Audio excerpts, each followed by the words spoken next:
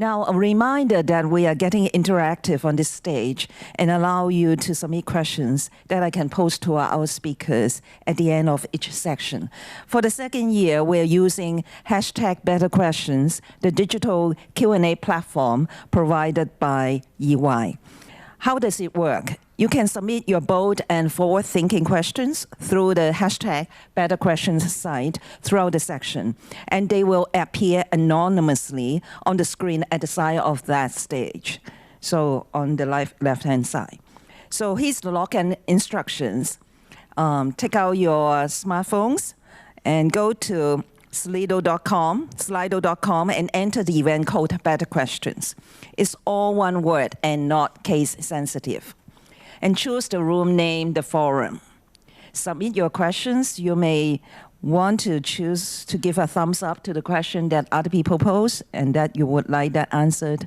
So we will rank that by the popularity of the question. Do submit your questions via the hashtag Best Questions, Better Questions site as the session runs, and I'll post them. So to our session, let's take a look at how Mindshare has successfully tapped into the growing phenomenon of gaming and esports. Please give a big welcome to our speakers from Mindshare: Liu Li, Liu Yi, Yi Yi, Rachel Zhang, and Bolin Wang. Welcome onto the stage, the Mindshare team. Ooh.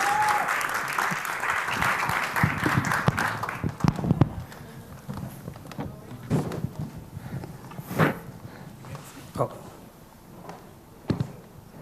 开始了。Let me find the remote control. Yes. Let me.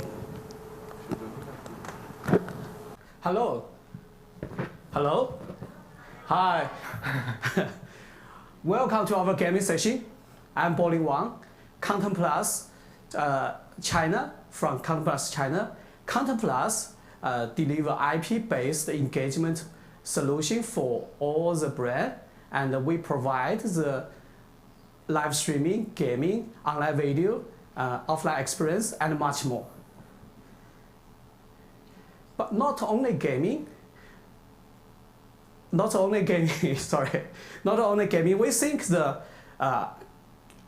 esports and gaming are rising in China, and that is very important, becomes the most popular culture for youth.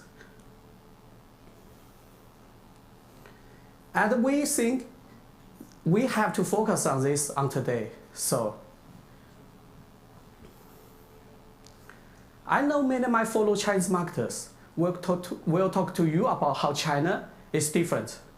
But what my team and I want to emphasize is that despite the difference, we are more similar than anything else. What we long for as humans is universal. Passion, human connection, escapism, love, and fulfilling our dreams. Those values are shared and understood by everyone. In China's youth, the way to fulfill this is through gaming. Whether it's in the mega city or in small village, gaming is a core part of how young people achieve the universal ambitions. They break the chain of social prayers, find respect, friends, and honor in game. They fight all challenges and become heroes. They find different realities in their life.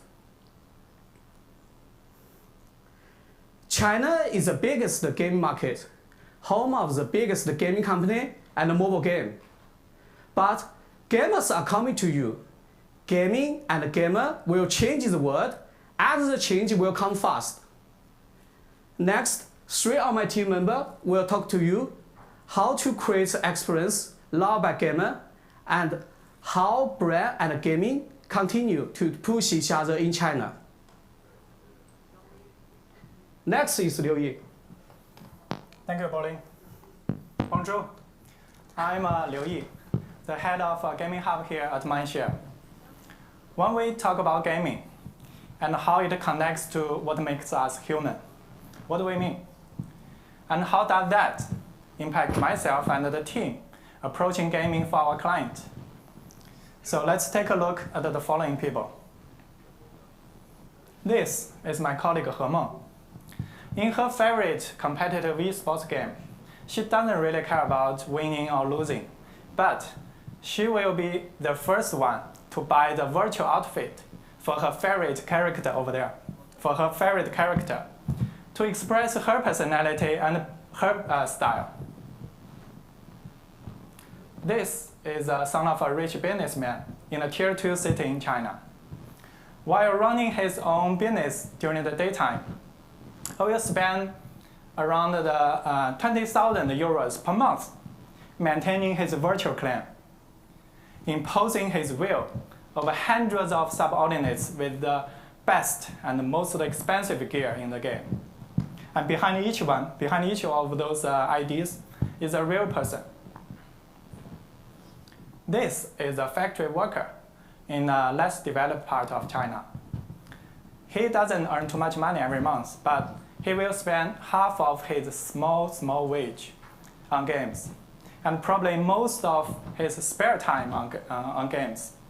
It's not Hollywood movies, not reality shows, but movies, because that is his most accessible form of escapism from his day-to-day life. And this is a typical Shanghai white collar who will not hesitate to fly around the world to support his heroes of Chinese esports club. And I got to know that he just recently quit his job in a quite good FMCG brand and joined a gaming company. This decision is not only about his pursuing dreams, pursuing heroes, but working in the gaming category is a promising career for many Chinese young people now. So when we talk about gamers, they are not a niche group or one type of person. I'm talking about almost every young internet user in China. Internet users with vastly different and overlapping motivations and drivers. It's about passion. It's about sense of belonging. It's about dream. It's about self-expression. These are all universal. These are all human nature. Games includes all of these. It just happens that China is leading the evolution of this type of entertainment. But each one of these users is a user of a different brand. So the girl in the first picture, when she's not buying virtual clothes, she might be shopping in Uniqlo. And the son of a rich businessman might be an owner of a luxury car. These are all like high-value consumers, but to many people, they are still just gamers. And in the beginning, it was very challenging for us to show clients this when there are such negative perception. So many strongly biased views still held by people globally. We can show them these big numbers.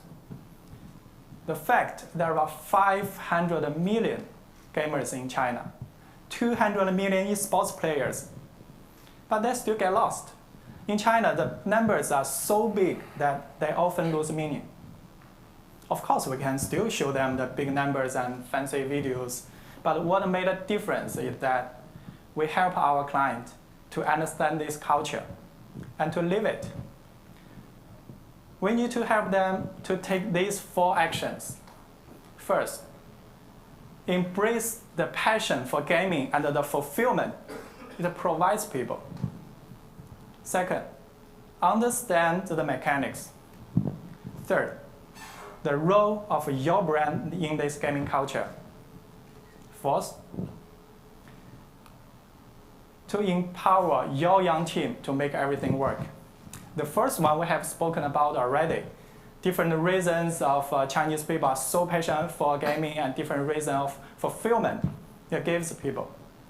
But it still helps for our client to see it. So we will invite them to the esports finals screaming with other hundreds of thousands of people in the stadium. You only understand how esports is just like football when you're in a huge, full arena. We will also give them a limited version of a t-shirt with a gaming character on it, and let them tell us how much admiring attention they got walking on the street wearing it. It takes heart and energy to show people the potential gaming has for their brands. The second one is about understanding the gaming mechanics. My colleague Yi Haocheng will talk about this in more details in his section. But to really win in game, you have to understand the game you work with. And the only way is to play with it. For example, we will invite our client to play a few rounds of public games during the weekend and turn them into a gamer and understand what gamers want and how gamers think, not only from a brand perspective, but more from a gamer's perspective.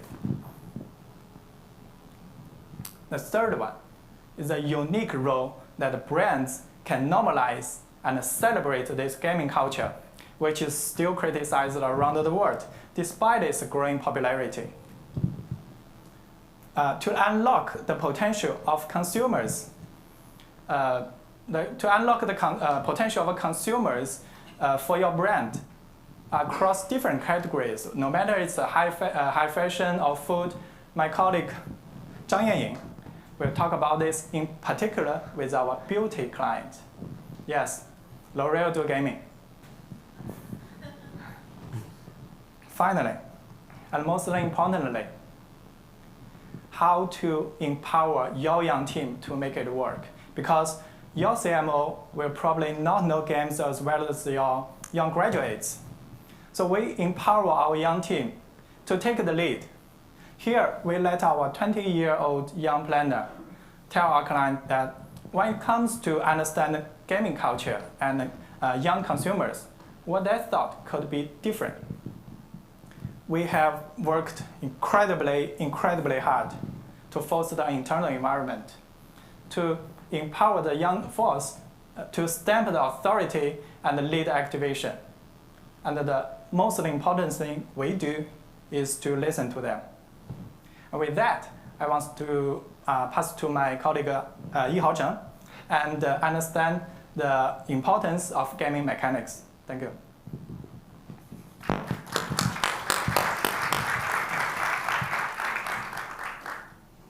Hi, I'm Yi Haocheng, and I'm proud to say I am a gamer. Every day, I love to make experiences for gamers that they enjoy and add value to them. But being a proud gamer and pushing gaming culture into the mainstream isn't something I could always speak about loudly. Be proud of openly, especially to my parents.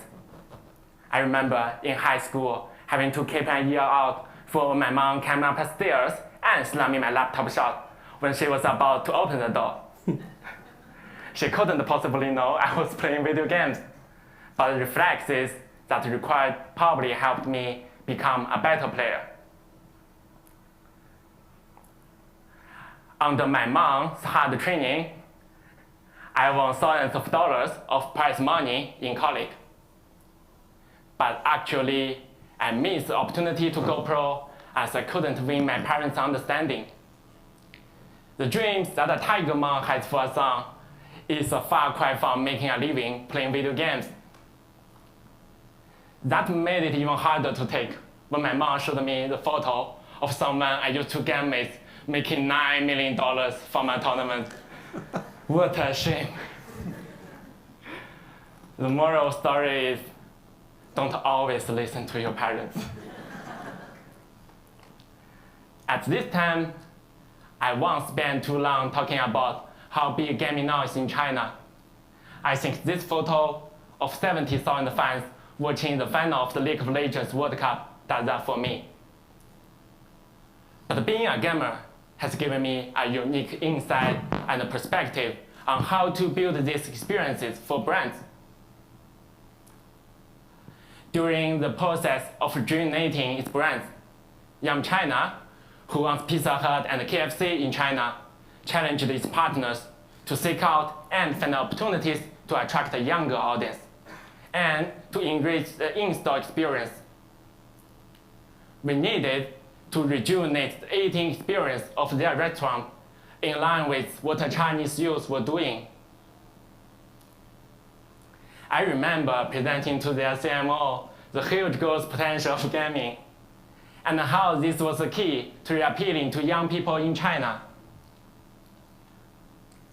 Our first discussion with the CMO was based around typical sponsorship and logo plastering. But the hours I had spent playing games made me realize we had to think beyond that. You have to understand the mechanics of games to build the best activations. Putting what the gamers want in their favorite environment is the #1 priority. The first cooperation we discussed was based on a classic reward mechanism, picking popular IP and offering in-game rewards. Liu Yi spoke about gaming being about human nature, a need to feel strong and powerful, getting access to exclusive things, extra speed, extra power. This might sound silly to non-gamer, but if you are a gamer looking to achieve status in this world and win respect amongst your peers, it will be a different story. If a brand is willing to power that, it is very significant to you as a person. My first major activation was working with the most popular game in China, King of Glory, which was called Arena of Valor in other countries. It is a mobile fantasy game where you battle other players online. We created a powerful character who threw slices of pizza as her form of attack.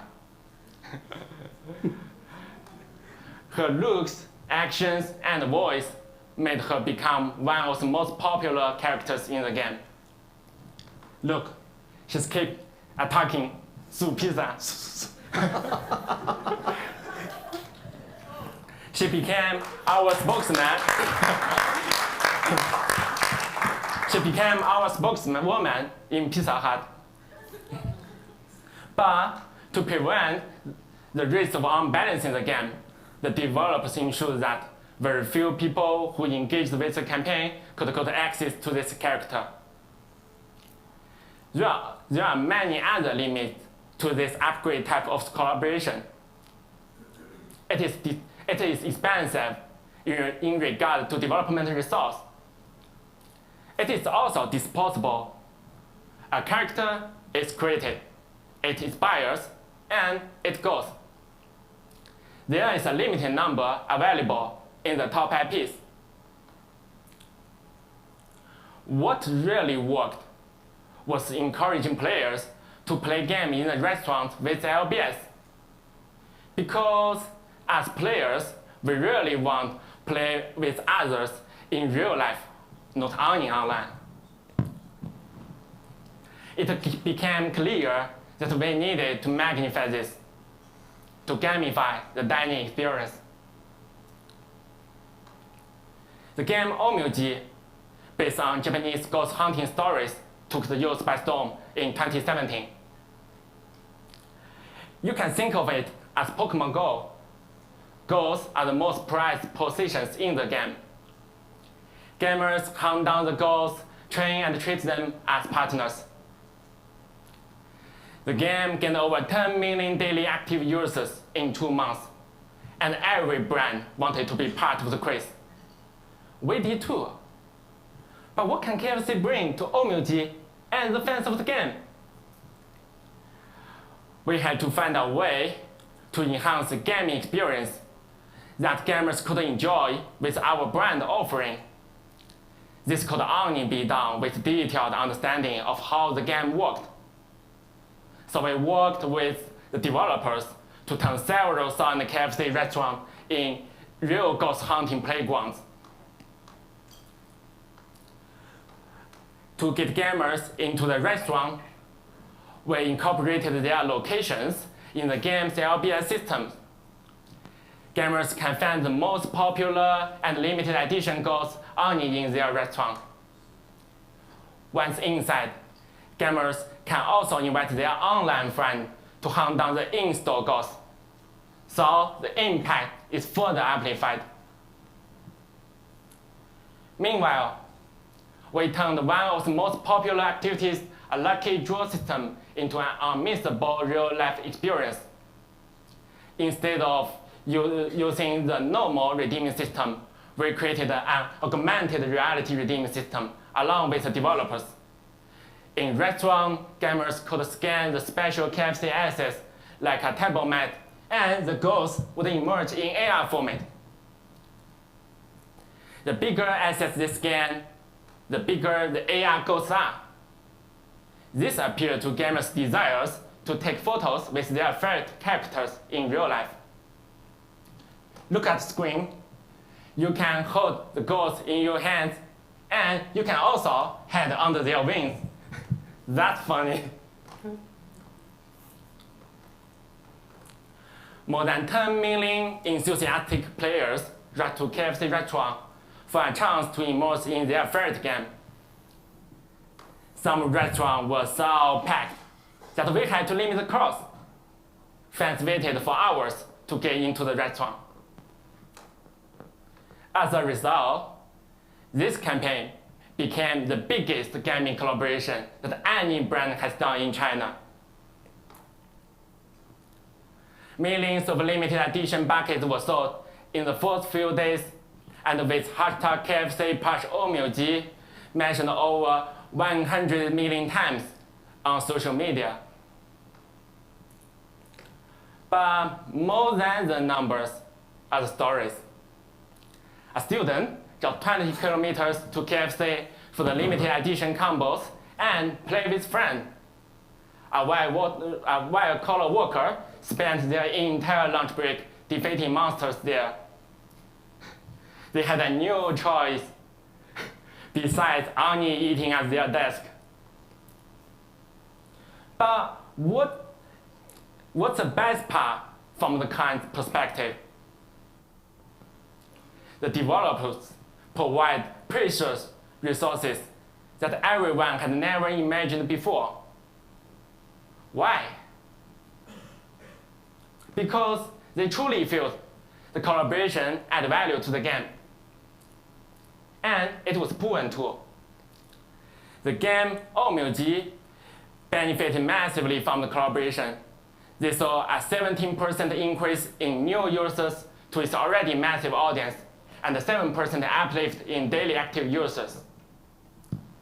This example shows that with authenticity and sincerity, taking the benefit of scammers to heart, the brand gaming collaboration can be a win-win-win situation for consumers, brands, and games makers. In conclusion, there are two things you need to remember. One, understand the balance of a game and respect that. Don't ruin the fun. I'll never do that. Two, to go beyond that, how can your brand enhance the gaming experience for the players? And this drives everything that we plan for our clients. Put them first, the brand love and financial rewards will follow. More than that, you have to find your brand purpose in gaming culture, like Zhang Yanying and L'Oreal. Thank you, Yi. Hi, I'm Zhang Ying Rachel. For the past 4 years, I've worked in gaming marketing, and last 3 for L'Oreal. I saw some judging face. What? L'Oreal do gaming? It's true. So this is the story of how a global beauty brand found their purpose in helping gaming in China to get mainstream acceptance and leveling up. Just like in a game, I aim for myself and my clients to level up as we progressed. I started off my work in gaming company, and one of them is the maker of Angry Birds. It's the world's first viral mobile games. But despite the popularity of the game, the gaming marketing opportunity was limited at that time, with selling IP and app banners that had no impact in the game. And sometimes it just got in the way. I understand this is still very common globally in free-to-play games. For me, I wanted to better connect our brands with the gamers. Let's move to level 1. Boosting confidence in game. I joined MindShare after I left the Angry Birds and worked on L'Oreal. For me, the level 1 is how to convince the client that gaming in China was the future for L'Oreal. I'm talking about increasingly popular mobile games to the client. And for L'Oreal main expert, their main target is Chinese young guys. But the brand, both in China and in France, are responded with as a global beauty brand. Why should L'Oreal do gaming marketing in China? Good question. One day, I was chatting with an actor, the brand spokesperson. You know, sometimes you have to find some topic to casual talk with the celebrity. He really liked to play the mobile games, so we naturally talk about gaming. Ask him, what are you playing lately?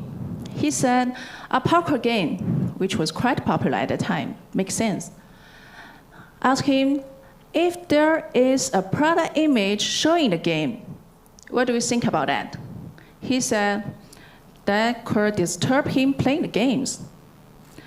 What do you want then? He said, being a superhero, of course. Being invincible and being worshipped by other gamers, the brand should give me what I want. His words inspired me. Just like L'Oreal product gave the feeling of enhancement for their consumers in the real life, then we should give the players the same feeling in the gaming world. Through this inspiration, we implanted Hydra Power, a L'Oreal main expert product, into the brand ambassador's favorite parkour game. Hydra Power inspired a hero called Hydra Boy, who we equipped with his very own Hydra Power water cannon that helps the gamer win more scores in the games. All the gamers are crazy about that, including the celebrity. And Hydra Power also helped Hydra Boy helped us become the most successful men's launch of that year. This is me on the stage with the celebrity, just like now. But as he mentioned before, there is still a limit to these upgrade activations in how to impact the balance of the games and the limited numbers of opportunities. And unlike KFC, we didn't have thousands of restaurants to build and enhance with games with location-based social experience. Here comes to the level 2 challenge. But L'Oreal as a brand, we have history to making people feel more confident in real life all around the world. And gamers, they have sense of achievement and heroism in the game. Why should us give them the same feeling through playing the game in the real life? That was level 2. We have to make people who play the game, like these guys, proud to be gamers. We organized a touring gaming tournament for 100 colleges and universities in China, including China's 2 top universities, Tsinghua University and Peking University, with 2 hottest shooting mobile games in China at that time, the Crossfire mobile games and WeFile. At the tournament, we invited professional stylist team to style the gamers. We also broadcasted over 50 games for millions of viewers through China's biggest live stream platforms. We're helping people who in-game achievement seen by people out of the game, making them respected and among their peers, and beyond that in the real life. And for us, as a beauty brand, it gave us extra influence, normalize and promote gaming culture as a whole. And for gamers, they are enjoyed that a brand with long history was honoring gamers. Let's level up to level 3. Taking gamers to superstardom. Actually, by the end of last year, gaming was no longer niche in China. Just like Bolin said before. And our clients were asking me, how to do gaming marketing, Rachel? Not, should we do gaming marketing? But all the other brands are showing their respect to gamers, normalizing the culture. Our first move advantage was fast running out. Wow, challenge comes. What shall we do? By the end of last year, there is a biggest opportunity for us to take the respect and fame for the gamers to beyond that. The League of Legends World Cup, the world's biggest international esports tournament, was coming to China. Let's see the video and feel it.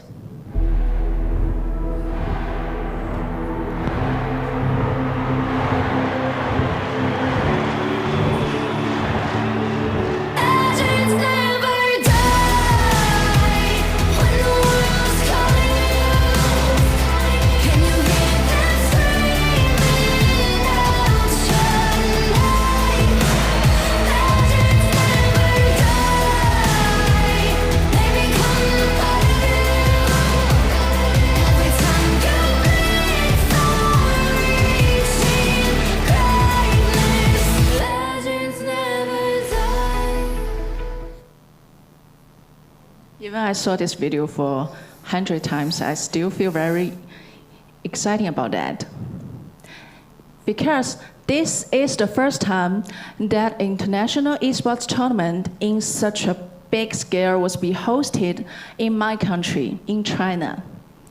And this is a real opportunity for Chinese fans to express their enthusiasm to the whole country in their most famous stadium, the Bird's Nest. You know that the home of 2008 Olympics, the symbol of sport and competition in China. This is an opportunity for Chinese fans to see the honor, dreams, hard work, and all the other exciting feelings and emotions that this game releases in its players. And for professional players, what they want. They want to eager to fight for China's victory and honor through this international esports competition, just like Olympics or any other sporting competition, international ones. What shall we do for them? We wanted to celebrate the brotherhood in the game, the team struggle, and elevate them to superstars and success. We sponsor the tournament and the Chinese professional team, WE, the Brotherhood. We made professional documentaries to showcasing their stories. We treated them like superstars that they deserve to be. We're making them our Kobe brand, or should I say, Shaquille O'Neal. For fans, we packaged our product in a box named after the points that upgrade you in the games. We're powering young men in China, both in the virtual world and the real one, the legendary box. And we're also creating a brand journey for the fans to follow their heroes, where as they attempt to achieve the greatness with the special access, the brotherhood. Our Chinese team even progressed from the group stage and even approached for the final ones. When it was announced that 2 Chinese teams was made it to semifinals, we saw Chinese people, we saw all the Chinese fans, both on the scenes and offside, they are huddling and crying together. This patriotic pride, this sportsmanship took over the entire country. This is quite surprising to think that L'Oreal, as a beauty brand, could not just engage with gaming, but also we have significant impact in driving acceptance of this gaming culture by a broader audience. As much as we understand the mechanics and what gamers wanted, L'Oreal finally found their purpose within it. To conclude all our sharing today, the growth of gaming will only get bigger. The way it appeals to global desires of what makes us human combined with technology will ensure that. To safeguard that your brand maximizes its potential, you have to make sure yourself and the clients to understand why its passion and fulfillment is so universal.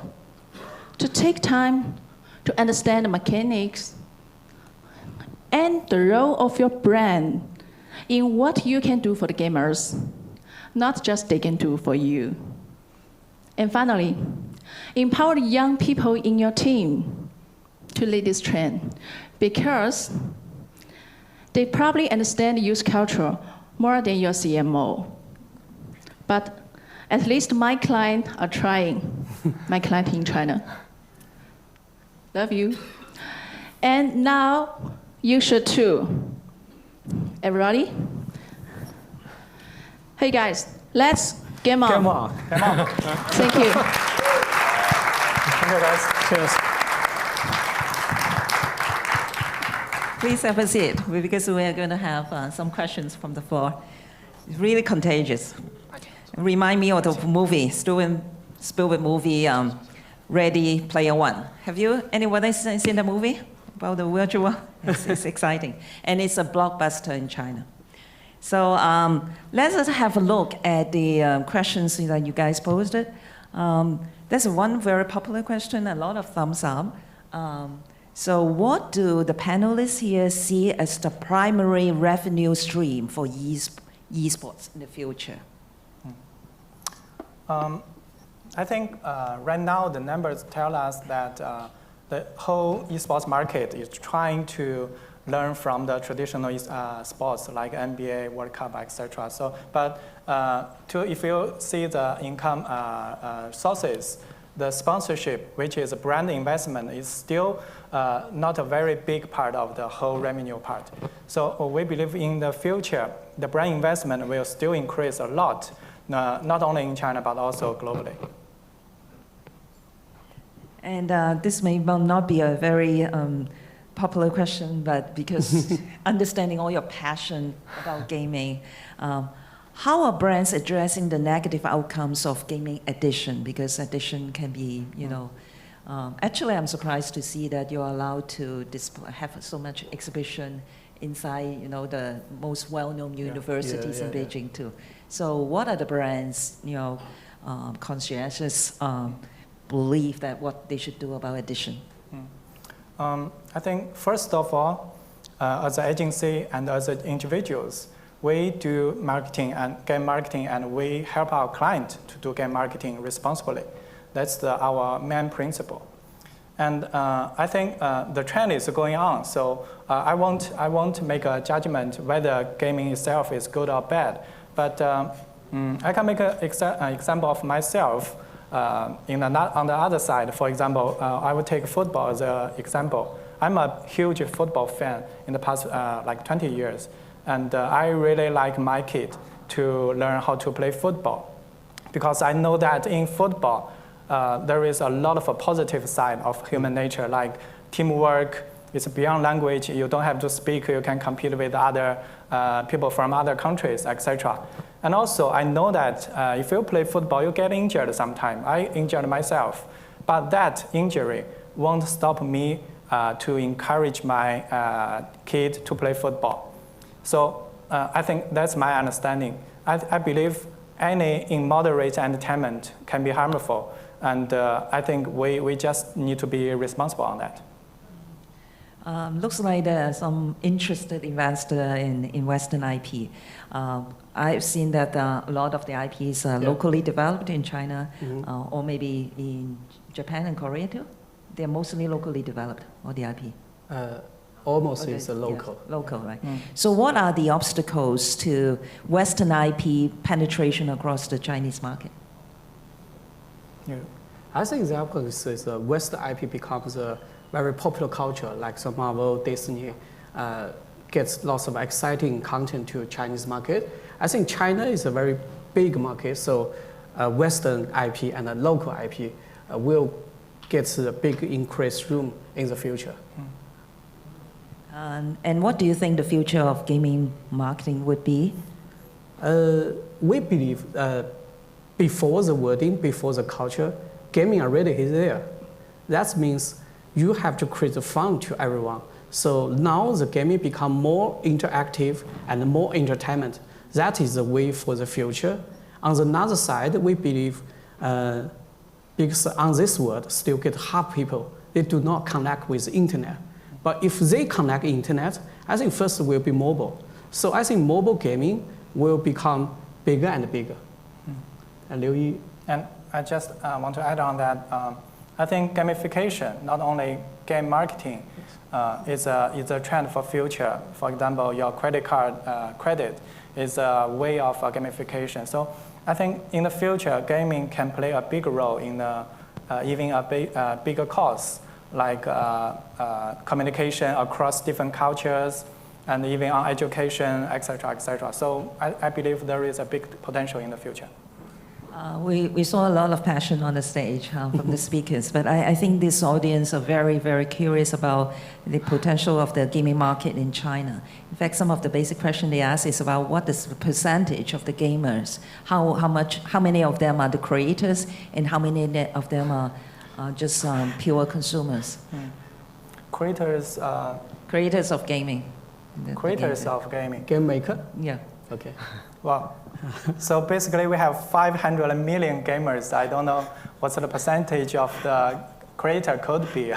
Maybe that's a difficult question to answer. But we know that we have more and more like open platform. So for example, big companies will just build a big platform, so let game creators to put their work on the open platform and share the revenue with others, with the creators. So this is a trend. So on that trend, I believe more and more creators will put their independent work on the platform. And not only, gamers can not only play games from the big titles, big giant companies. And also, I personally have seen data to show that even female are big gamers, right? So the market is pretty evenly balanced, not just male gamers. That's why L'Oreal is into female gaming too. Right, sure.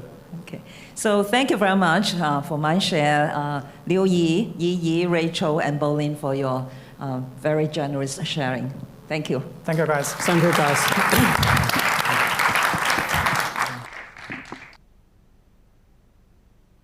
Our next session, which will start at 3 p.m., is hosted by iProspect and Baidu, and it will take a look at the AI-empowered omni-marketing, how omni-marketing is going to help deliver China's better city, better life vision. Meet you shortly at 3 o'clock.